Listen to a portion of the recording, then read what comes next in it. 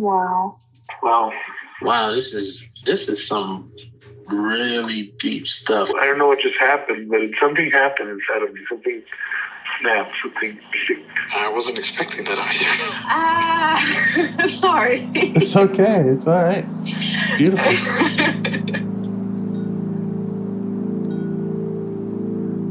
Monster is like really small, but it had to become that to stop me. And then the hurt child became present when you mentioned it. And I didn't realize this until now. There were things that I didn't remember until now. It's funny. I haven't seen that before. And it feels like I'm the monster. I'm kind of seeing images of things,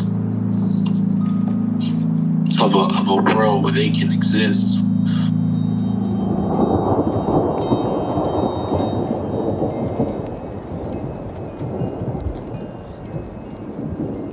This clarity brings all kinds of answers. It's clear. She hugged me and then went back to her place, I guess, in my heart. Oh, it wants to come out. It wants to bippity boppity boop Cinderella me. She's melted into my chest. It's ooey gooey. All week been finishing things, cleaning up more, started eating vegetables again last week. And it kind of just started happening. It's almost like I just finished going through a meditation session. I feel light. When you hit that first joint, in the morning, and I actually feel a lot more awake.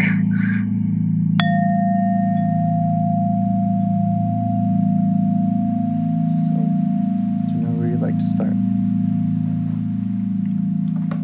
Yeah, I think, I guess the critical part, which was the dog. Yeah, from one of our early calls. Yeah. Yeah. I mean, I'm guessing that's, unless there's more than one critical part, I don't know, but I have definitely been feeling a lot of, self-judgment from simple things like, I didn't get in the ocean all summer, and I only live 20 minutes from the beach, and normally in the summer I try to go as often as possible, and so I was judging myself about that, even though intellectually I know, well, I was dealing with my mental, health issues, and a lot of days I just didn't have the energy or whatever to get out. And it's one thing to be dealing with all that, but then to be judging myself on top of it, kind of, I guess that's what came up when we were meditating, the shame for, not having my shit together, as some people might say, of being able to just do the things that I would like to do. And okay. Yeah. So that's a part that you'd like to understand and change your relationship with? Yeah. Okay. And where do you notice that in your body or around your body?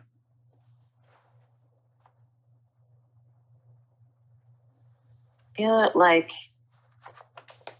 in my mid-chest, kind of a little bit of a tightness, and a little bit of tightness in the back of my neck too. Okay.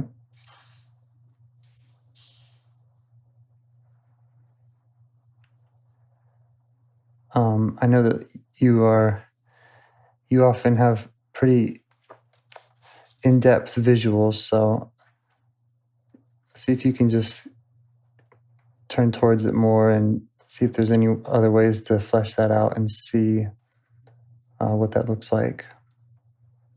Okay.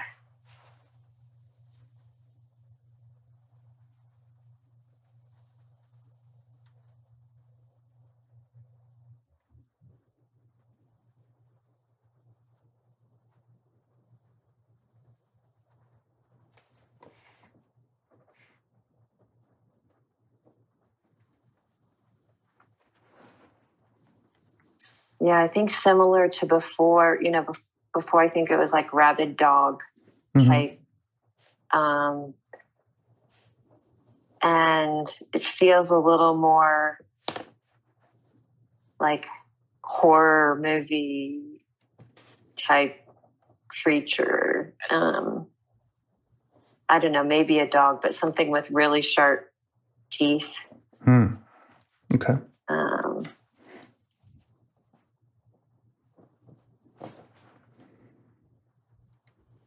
And as you notice it and focus on it, how do you feel towards it?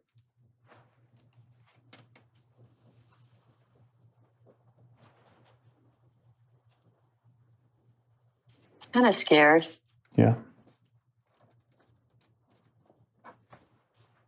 Yeah.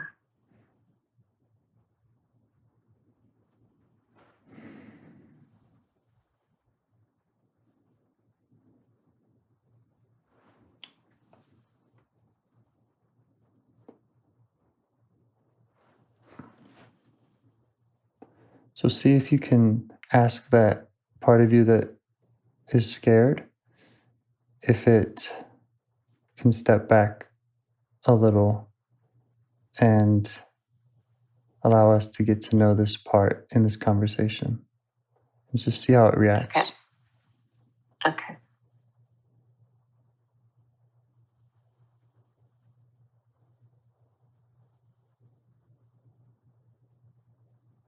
Yeah, that's fine.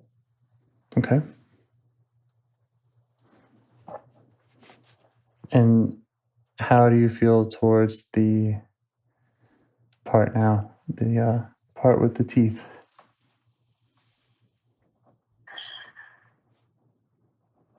Curious. Okay. Anything else? No. Okay. So see what you can do to let this part know that you're curious about it and see how it reacts to that. Okay.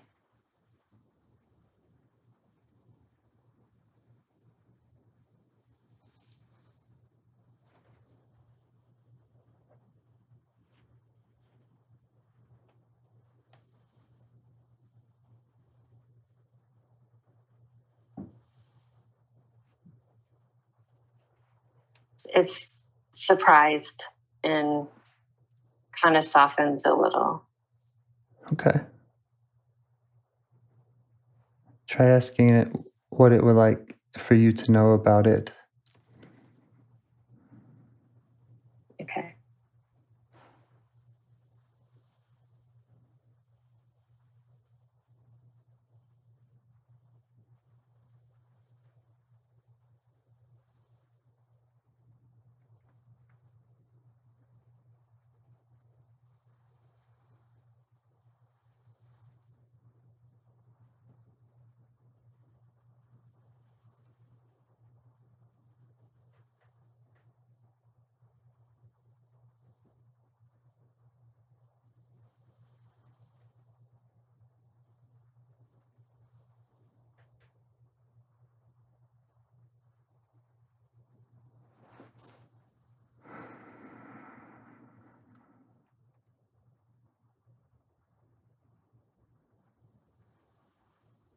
It's like my job is to scare you.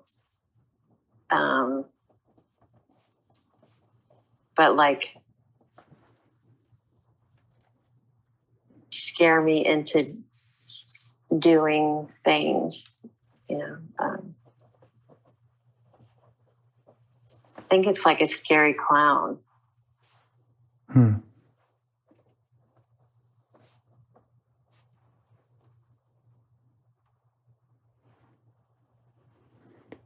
And how do you feel as you learn that? Does that message it's sending you make sense?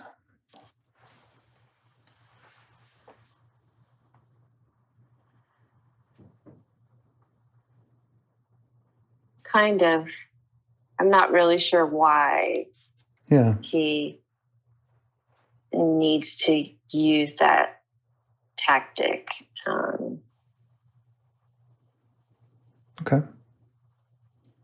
Well, you could just go ahead and ask.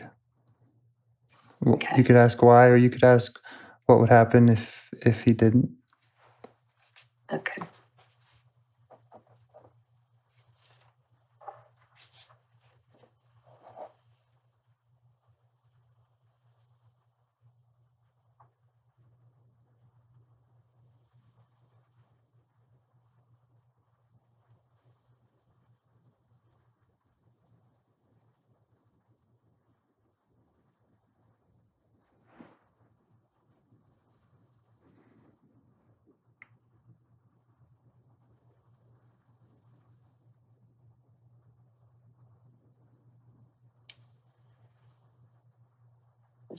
It's like that's what he knows.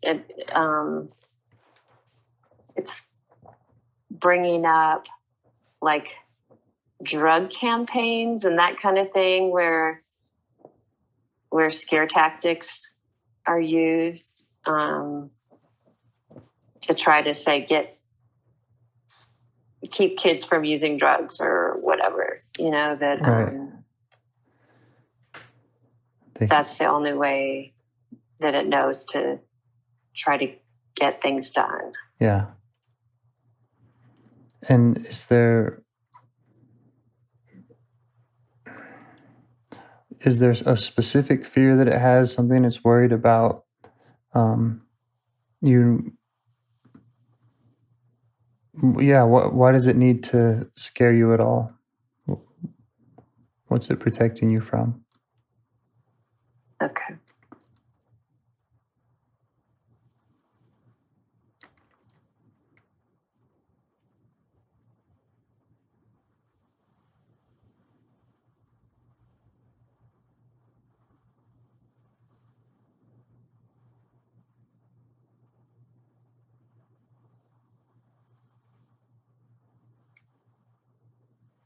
He's kind of looking up, but I get the feeling that he's referring to my dad, like protecting me from a giant monster.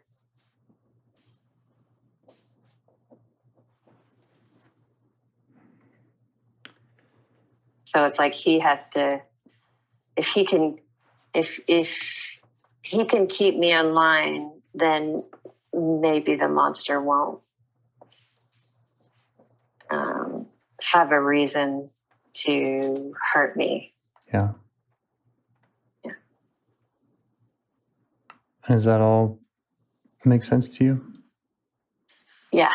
Okay. So just let that part know that makes sense to you, and try to show it some appreciation for its intention to keep you safe. Okay.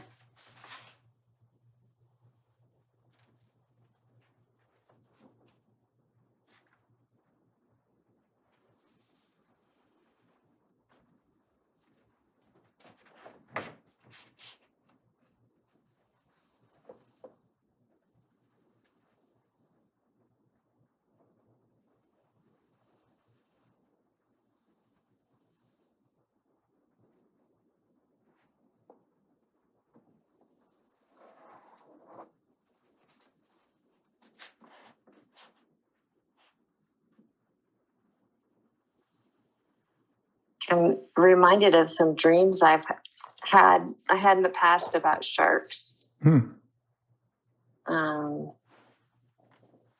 don't know exactly why it's reminding me of that, other than like it's scary and sharp teeth. Yeah. But in the dreams, the sharks would be in a pool, some type of pool or confined water space. And I think I was supposed to like jump in the water with them or something, but I was really scared, of course. Yeah. To jump in the water with sharks. I don't know why that's coming to mind now, but I wonder where this part, where it would fit in. Is it the shark, or is it the thing telling you need to jump in, or does it have any insight into its own kind of role in that scene?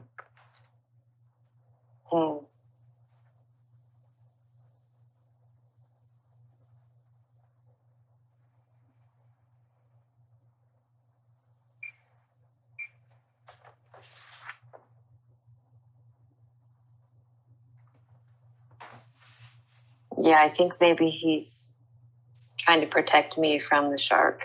Mm-hmm.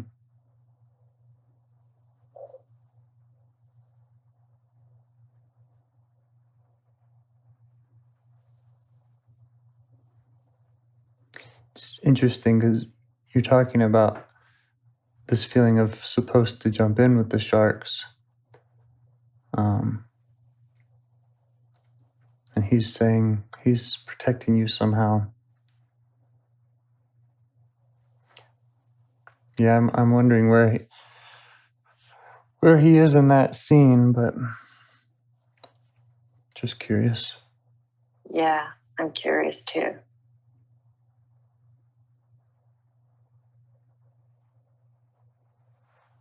You might just try asking if there are other parts of you that he's protecting.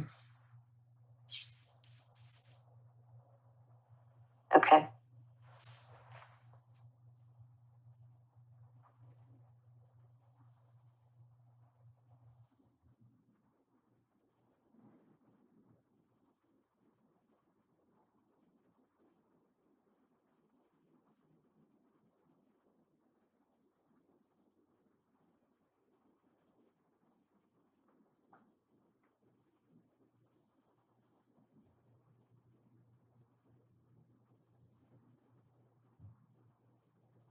Yeah, I feel like he kind of put his finger to his lips like shh, and then kind of tiptoed over to a door. They opened, and it was like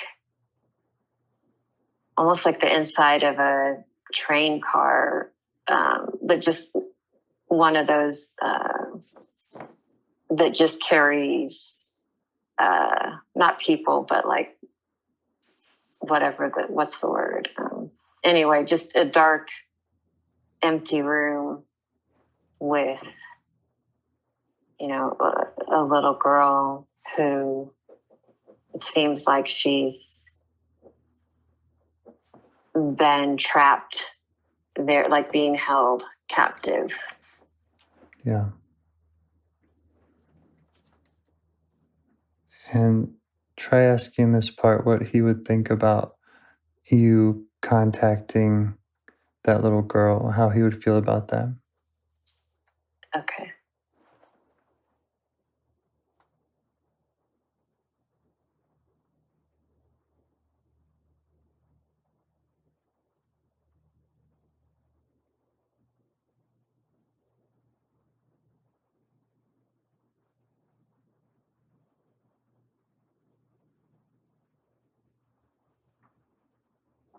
He seems a little hesitant, but he's okay with it. Okay. We don't want to push past, so does he want to say more about that hesitation and what we can look out for?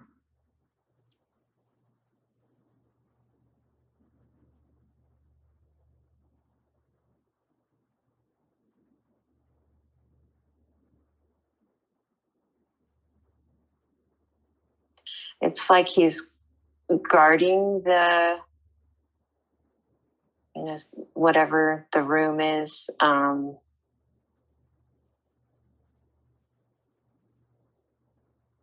maybe the telling me that shh, maybe that wasn't because of the little girl. Maybe I think that was don't disturb the monster that can come back. Don't wake it up. Yeah. Okay. Does that all make sense to you?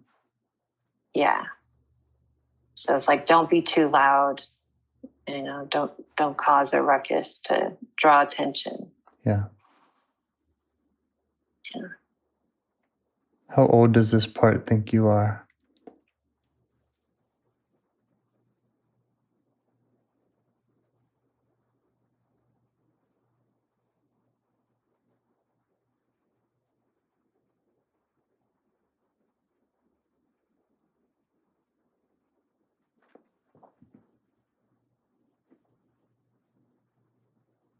Like a teenager. Yeah.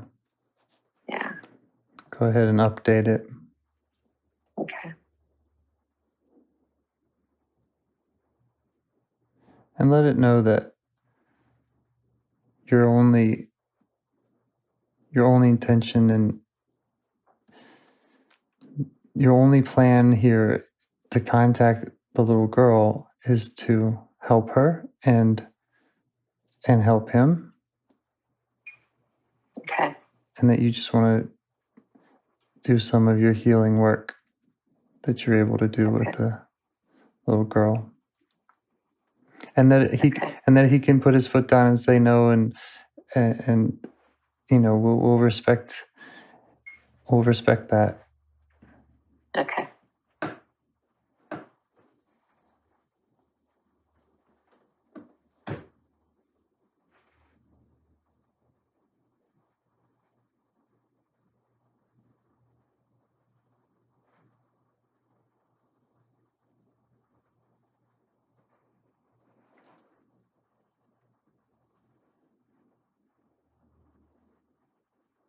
Yeah, he's okay with that. Great. Just show him some appreciation for showing you all this, and for being willing to work with us. Okay. And check if there are any other parts that have concerns about working with the little girl. Okay.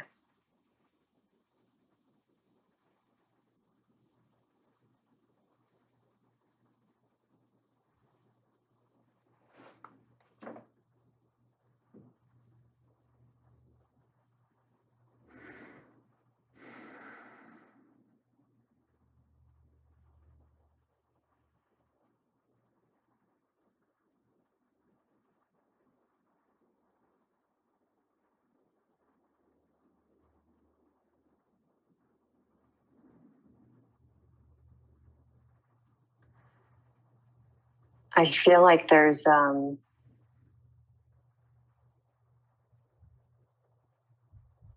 of a motherly or grandmotherly energy or a part.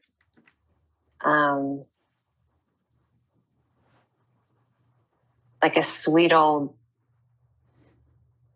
grandma saying, worried that I won't be gentle.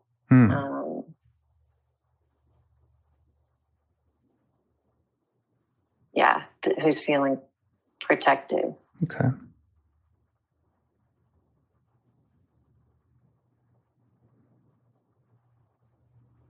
How would you like to address her?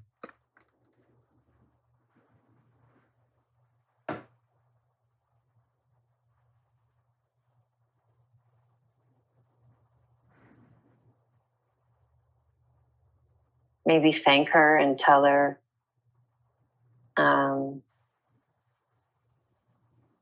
that I share with her, how do I say it? Like the importance of needing to be gentle and careful and kind. Yeah, sounds great. See how she reacts to that.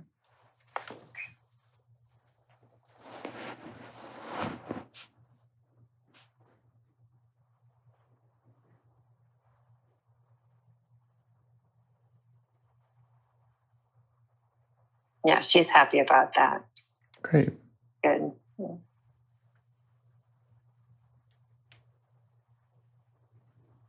Okay. Well, if there's no other parts with concerns, then I would try to make contact with that little girl, see if you can get close to her and let her know you'd like to get to know her and help her out. Okay.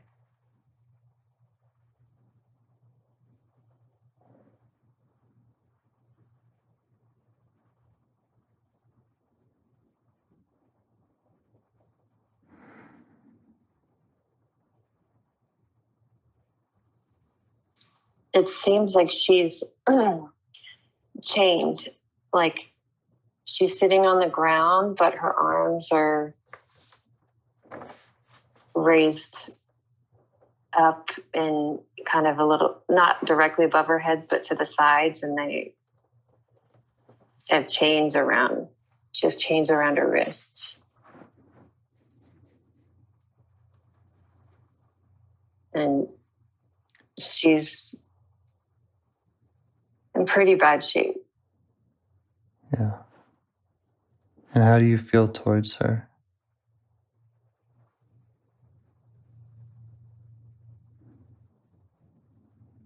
I feel sad. I feel compassion.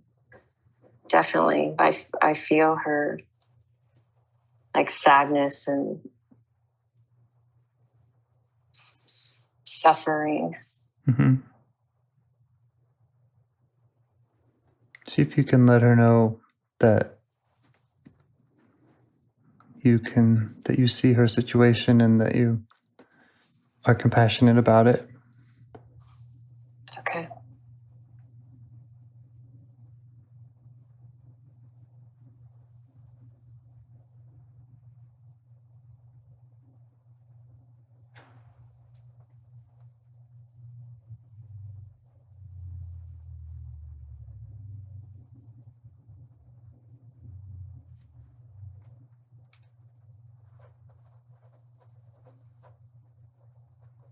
She seems very weak, like physically weak, and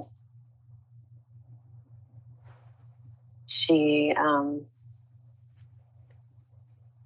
appreciates my compassion, but also doesn't, feel. She doesn't really feel hopeful, like that there's any help for her. Yeah.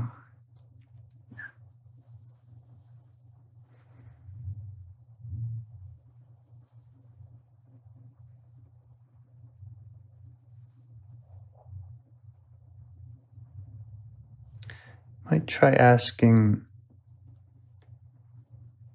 well, you could ask just about that, about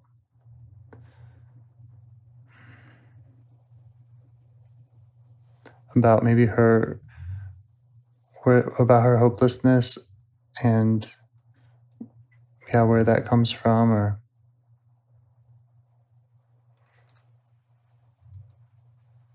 just more about that. Okay.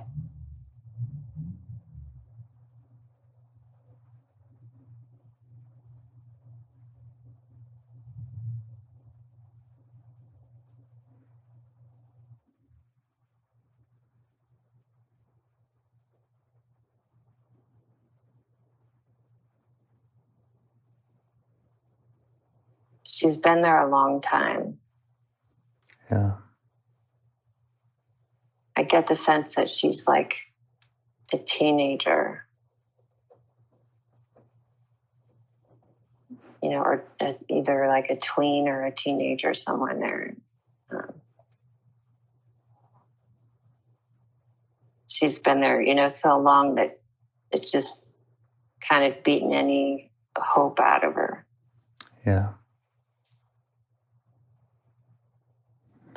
Well, I guess I would let her know that your interest is in helping her get out of there and enjoy being herself and being who she wants to be and how she wants to be. Okay. And then maybe ask her to show you about her experience.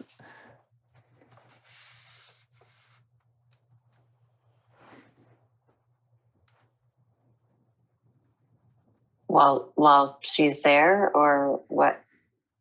What experience?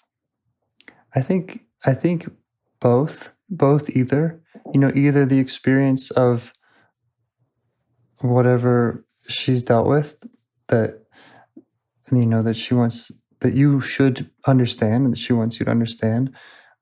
Okay. But also,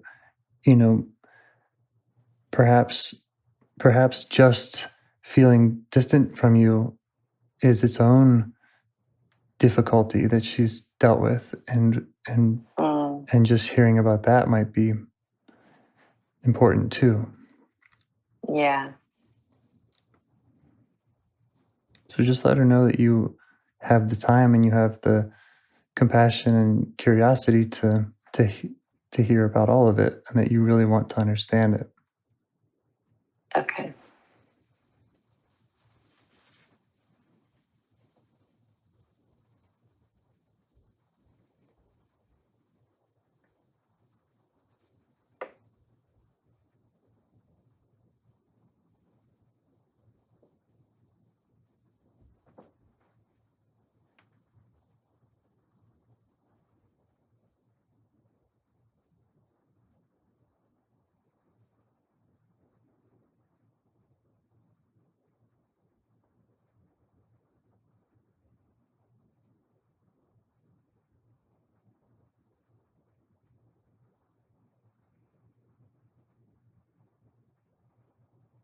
Yeah, so I feel like she was a part of me that was playful, and she got, exiled or banished because she would get us in trouble by being playful. Yeah. And I think that while she's been there, it has been more of an isolation and kind of starving. Yeah. But not necessarily aggressive, violence. Right. Does that make sense to you? Yeah. Okay. See if you can let her know that. And how are you being with her now? I've been sitting facing her, but I think she'll let me hold her.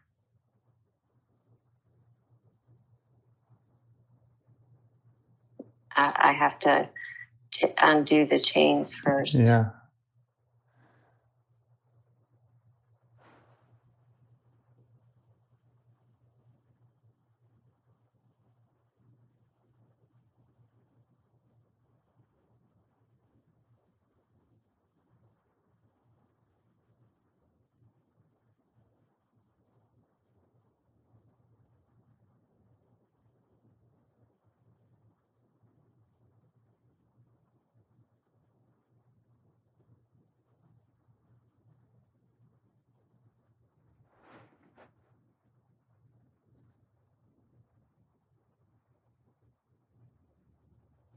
You might kind of along the way just keep asking if that's what she wants. Does she want to be closer to you? And how does she feel about joining you and getting out of there? Okay.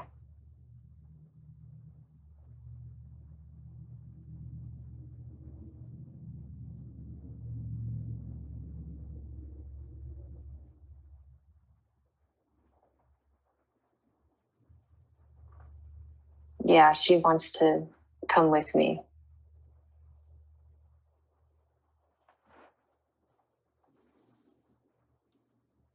Is there more that she wants you to know about her experience? Is there any hesitancy she has about leaving it behind, or anything that we might be overlooking here? Okay. Is there anything she wants you to do for her, kind of in that place or time, or in the time where of her age?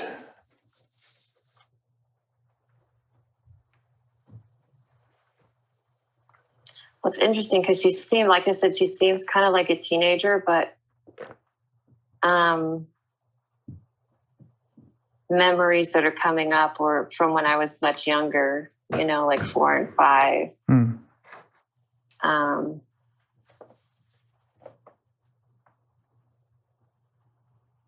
Of, you know, like when I colored on the wall, because my dad said they were going to paint the wall. And so in my child brain, I was like, oh, they're painting it so I can color on the old wall. They're going to paint over it anyway. Yeah. But that, you know, I got in big trouble for that. That one came to mind.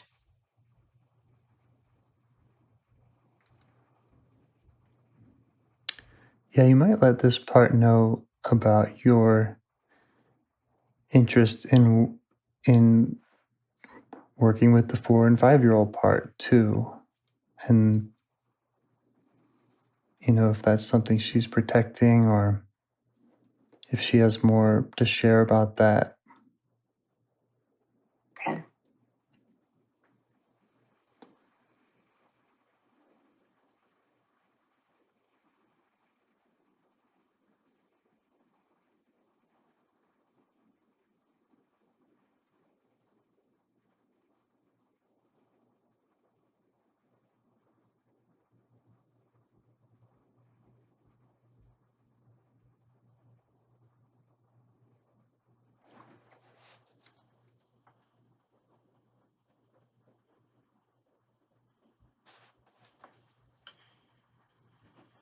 Yeah, it kind of seems like she maybe like sacrificed herself in their place or something, but it doesn't really make sense to me. You know, I don't understand it. Yeah, I mean, my intuition here is to keep doing the fact finding and keep asking until you do understand it. Okay. And if there are other, you know, if this is if she's a teenager and she's pointing to a 4 and 5-year-old, if that's a part you've already worked with, or not, that'd be good information to get. But yeah, just understanding how she's wound up in that situation of being chained up, not being able to play as a way of perhaps protecting the 4 or 5-year-old. Be good to understand. Yeah.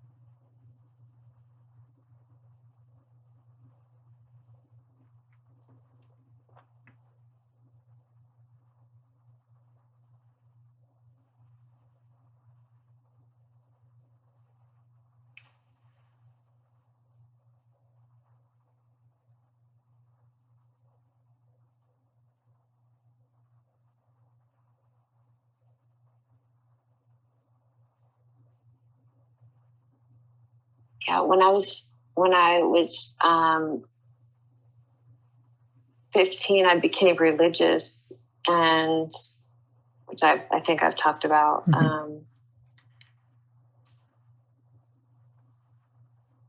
And I think I also became pretty serious.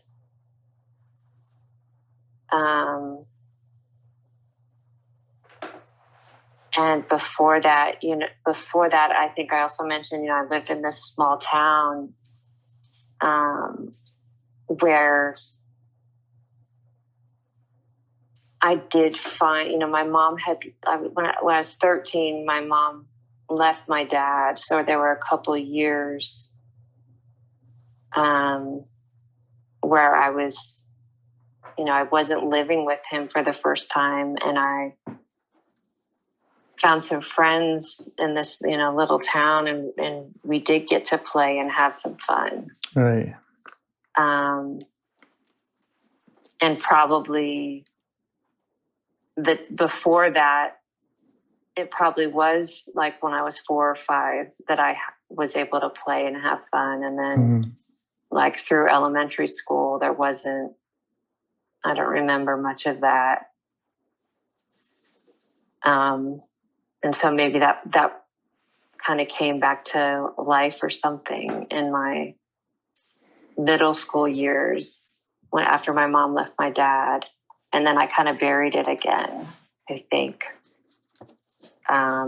After we moved again, and then I, became a fanatic Christian.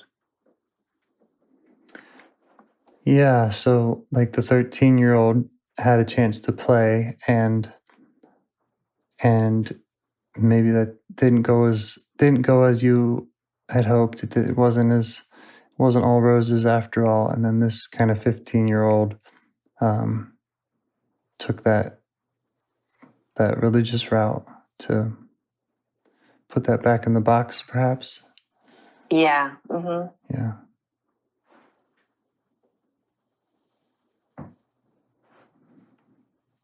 It's interesting. I don't know how exactly she was chained up, but it's just interesting thinking about that as religious iconography.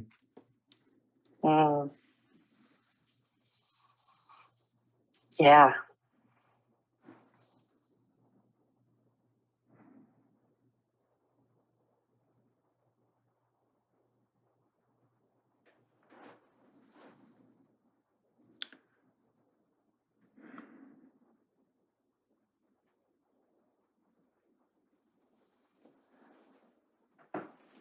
Yeah, I don't know. I'll defer to you if it makes sense now to try to go towards, again, this kind of 4 or 5-year-old part, or how you're being with this teen part, and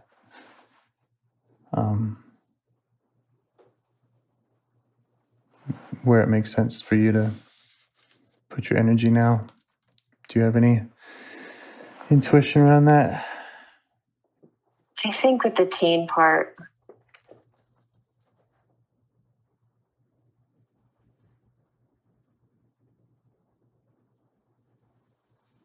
and ask her too, ask this part, like,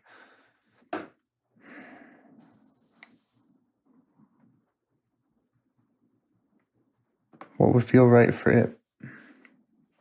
okay.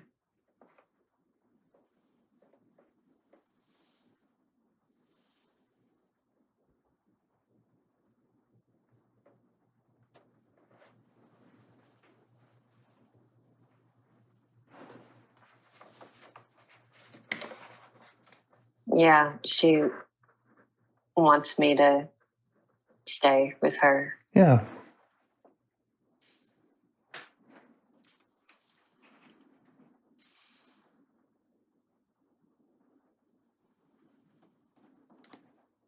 Well, yeah, I guess ask her if she's ready to leave, and where she'd like to go. And okay. show alternatives and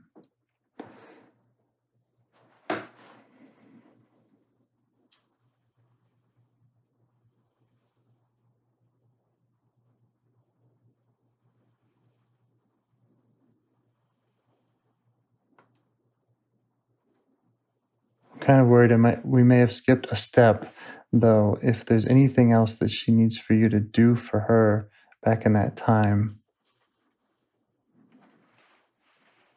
Okay.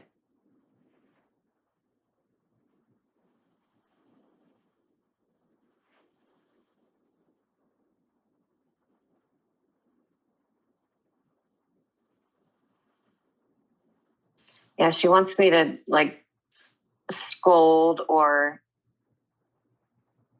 punish some of the religious leaders. Okay.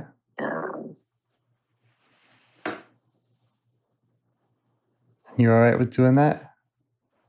Yeah. Go for it.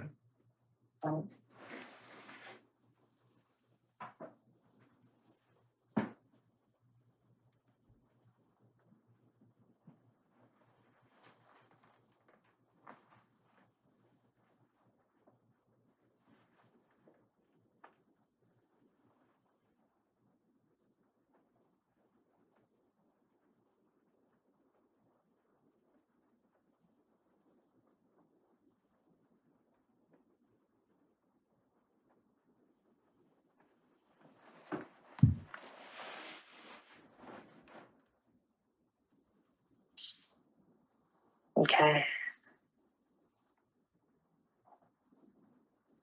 And how does she feel watching you do that? Happy. She likes it. Good. Anything else?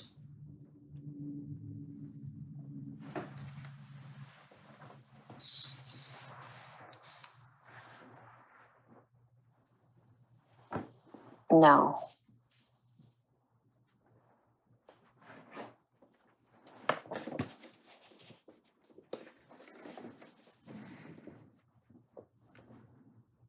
Maybe before you bring her to this time or wherever she wants to go, it might be good to just make a note, make a bookmark, leave some breadcrumbs for getting back to that 4 or 5-year-old, which maybe we can do in this conversation.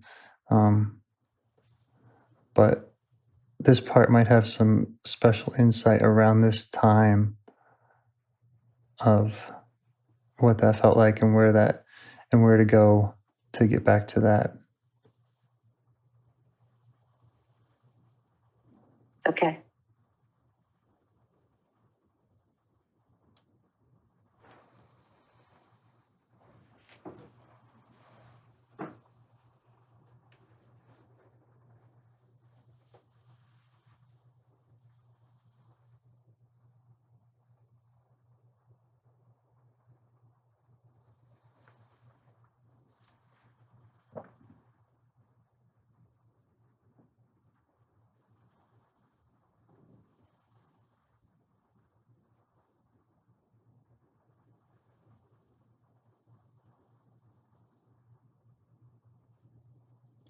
It seems like she needs to be free before she can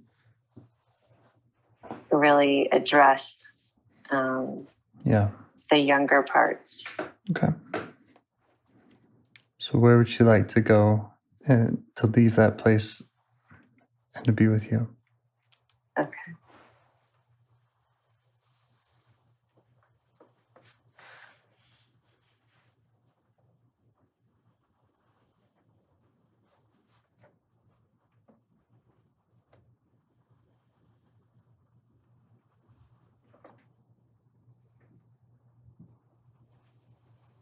I think the woods, like maybe, in my RV, like in the woods, parked in the woods. Yeah, a little adventurous. Yeah. Can do some art there, I'm guessing. Yeah. Great. Well, take her there and tell her that she doesn't have to go back to that place. Okay.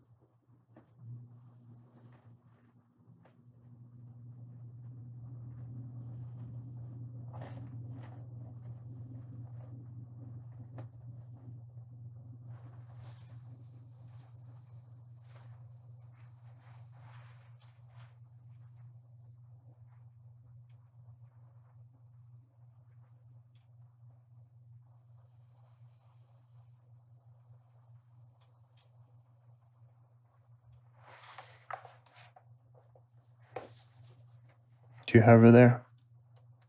Yes. How's she enjoying it? Good. Yeah. She feels safe. Nice.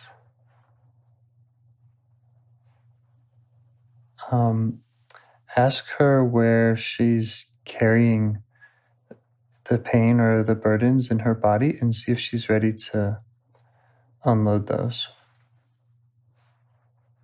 Okay.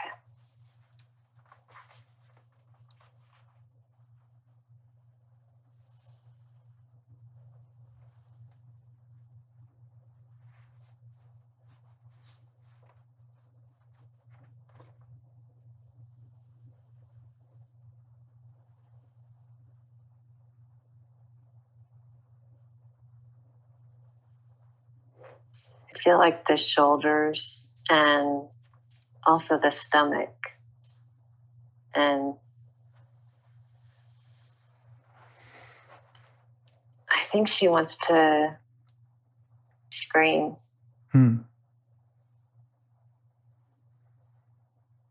Okay. Let her do it until it's all out. Okay.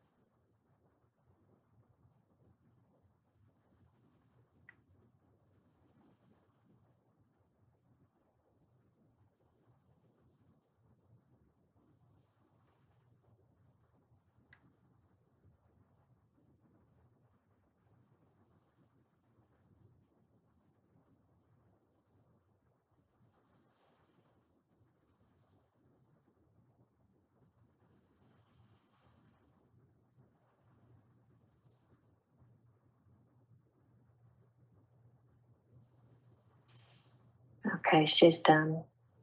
Great. How's she feeling now? Calm. Are there any other qualities you'd like to invite into her body now?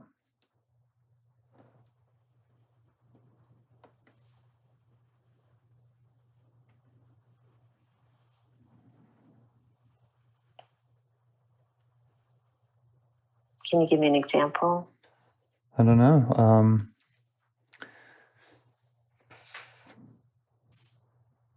I would just ask her if there's anything she'd like to have more of in herself. Okay.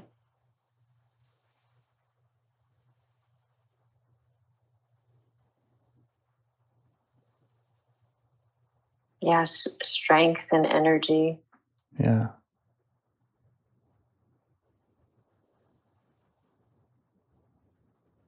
Just see if you can conjure a way to let her breathe some of that in, or however that might work. Okay.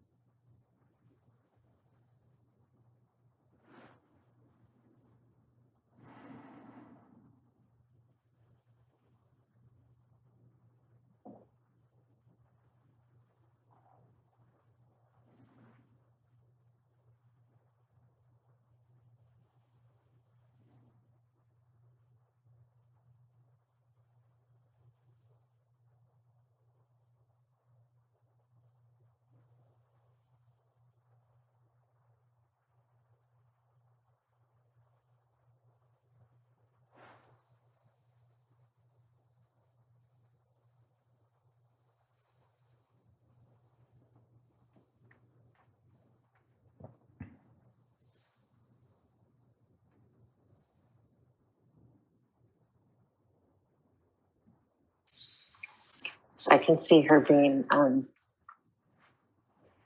coming more to life when she's being kind of silly. Yeah. That's great.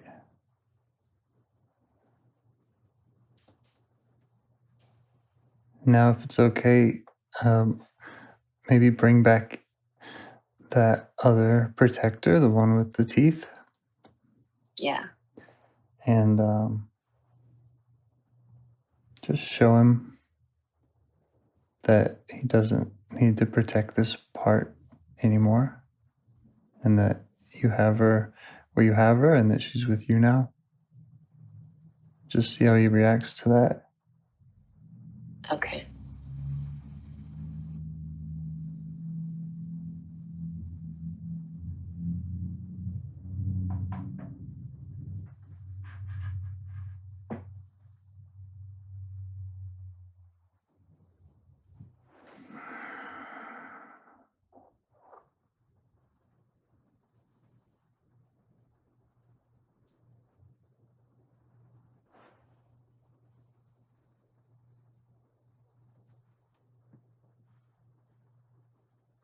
It seems like he's scared.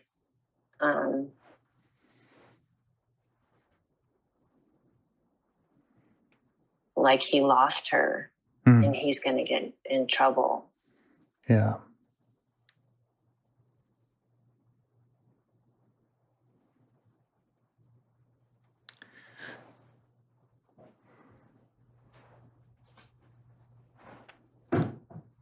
I guess I would suggest, asking him or offering him kind of the same, that he doesn't have that protective job. He doesn't have to do that protective job anymore, but that none of your parts are leaving, and that you're closer with her now, and that you would like to be closer with him, and everybody can be closer. So Okay.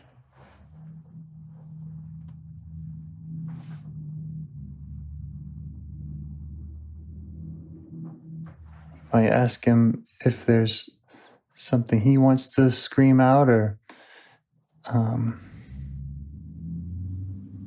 what other role he might like to have if he's freed up from having to protect this part. Yeah.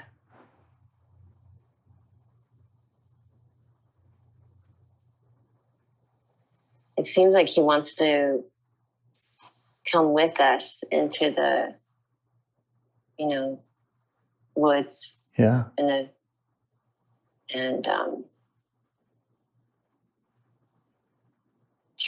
Turning from a scary clown to like a happy clown. Yeah. Yeah, let him know he can do that. And just try to show those, just try to do that. Okay.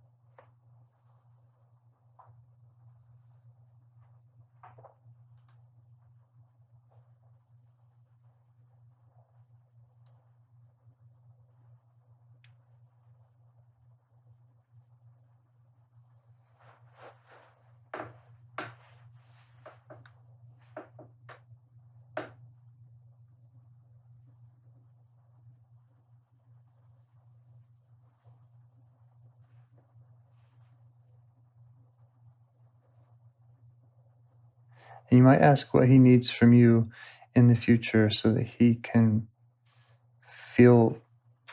stay relaxed and stay doing that role. Okay.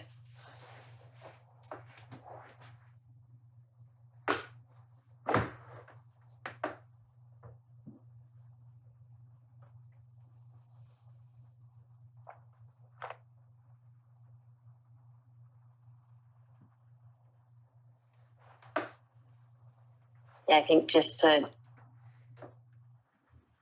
make sure that the monster doesn't find them. And is that something you can promise them and show them? Yeah. Yeah. And is there more that they would need from you to feel safe?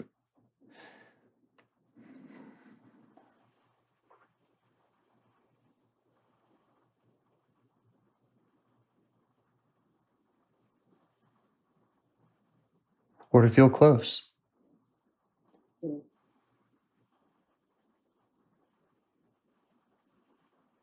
I think that, protecting them and then just spending time with them, playing. Yeah.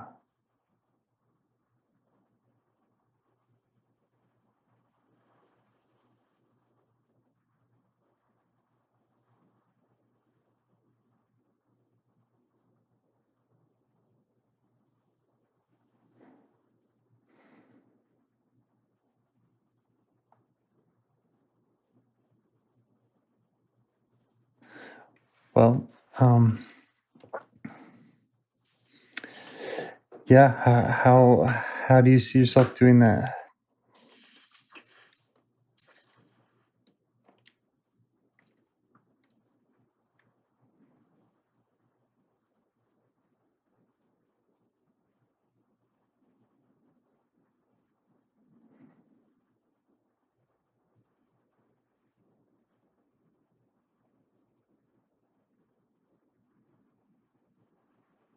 I think just in my regular activities, making it fun, making them fun and playful, and not so serious. Mm-hmm.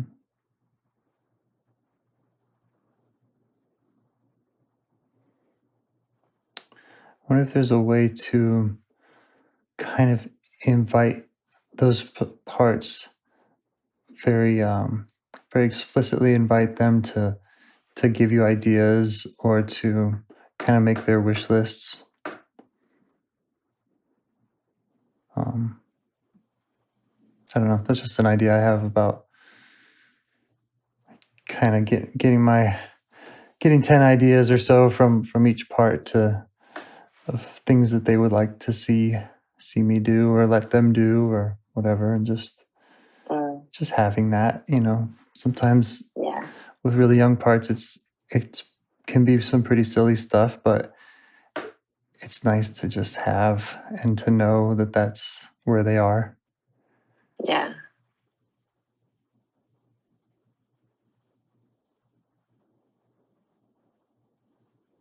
Yeah, I think dancing is one way. Hey, you mentioned dancing a bit with me. Do you get to dance much? Do you find yourself doing that? Yeah, sometimes. Good. For a while I was trying to do it every day, and then I don't know why I haven't been doing that as much, but when I do it, I feel lighter. Good. And maybe these parts have a suggestion for how to squeeze some more of that in. Yeah.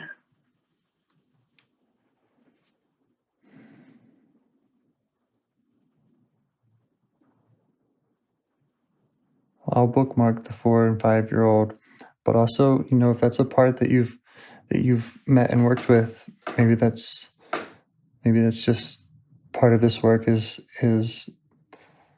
getting everyone up to date on the work you've done. Yeah. Just introducing people.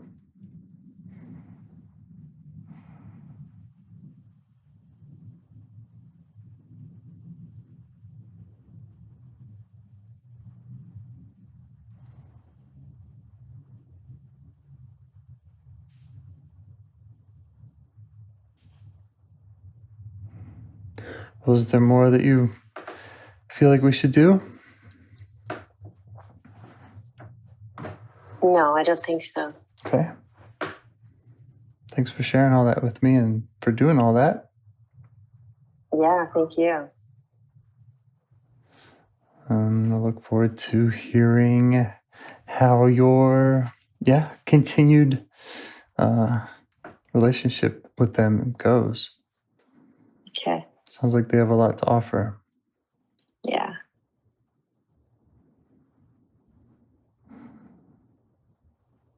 All right. Well, anything else? No. Okay. Thank you. Have a good week. Thank you. You too. Talk to you later. Bye. Bye. Do you want to help bring more self-energy to the world? If you'd like to participate in calls or help out with this project in any way, I'd love to hear your ideas. Join the Discord server or contact me at james@liveifs.com. A huge thanks to our audio engineer, Zikri, for your care and diligence in editing the calls. To every caller for your courage in sharing some of your parts. And to anyone out there getting to know their internal system, keep going. Who knows? That might be the most selfless, helpful thing you can do for others, and you're the only one who can do it. If you'd like to see us reach the largest audience, we must please the almighty suggestion algorithms at iTunes and YouTube. And they don't care about the power of IFS. They're looking for likes and shares and comments, and the sooner the better. Follow the links in the show notes right here in your podcast player to make your wishes known. And now, a minute of meditation. Or if you prefer, pull over. You can do it in 60 seconds. Just click one of those links. They're right there, and give us a like or a 5-star rating. It would really help. If you think this project is helping people, you're helping people by sharing it. Thank you.